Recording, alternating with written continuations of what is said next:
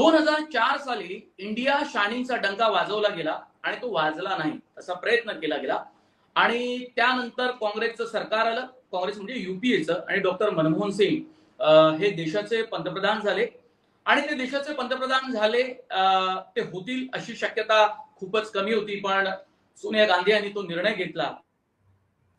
सरकार ते देशाचे पंतप्रधान झाले सलग 10 वर्ष.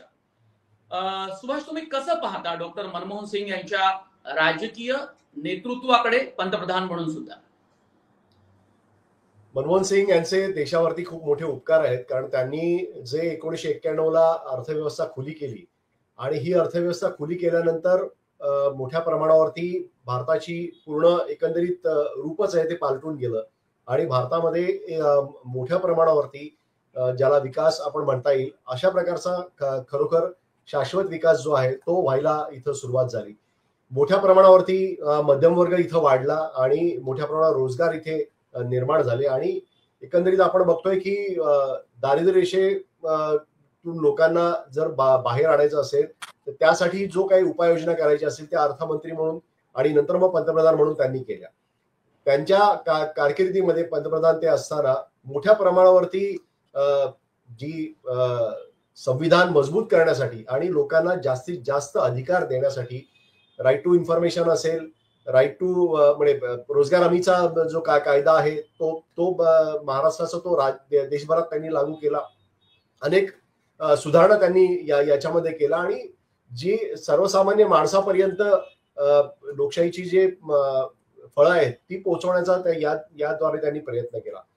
या सगळ्या प्रोसेसमध्ये त्यांना प्रचंड प्रमाणावरती टीका करावी लागली, कारण भाजप हा त्या दोन्ही वेळेला म्हणजे 2004 साली आणि 2009 साली प्रचंड प्रमाणामध्ये अग्रेसिव्ह होता, कारण त्यांच्याकडे संसाधनं खूप होती आणि मनमोहन सिंग हे यांच्यावरती प्रचंड प्रमाणात आरोप करण्यात आले. म्हणजे मी ज्या वेळेला न्यूक्लिअर डील लोकसभेमध्ये पास झालं त्यावेळेला मी लोकसभेमध्ये हजर होतो.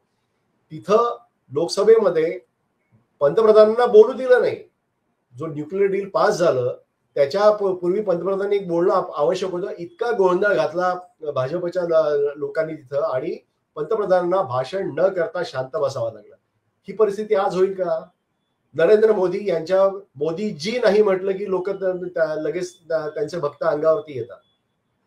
भास्कर जाधव यांनी महाराष्ट्र विधानसभेत नक्कल केली नरेंद्र मोदींच्या भाषणाची, तर त्याच्या विरुद्ध पूर्णपणे बीजेपीचे नेते उभे राहिले. त्यावेळेला विरोधी पक्ष नेते असलेले देवेंद्र फडणवीस आणि त्यांनी सांगितलं की आम्ही सभागृह चालू देणार नाही, तुमच्या नेत्यांची पण आम्ही नक्कल करू. म्हणजे आपल्या नेत्यासाठी इतके आक्रमक असलेले हे कार्यकर्ते कुठं आणि दुसरीकडे पंतप्रधानपदी असलेले मनमोहन सिंग कुठं.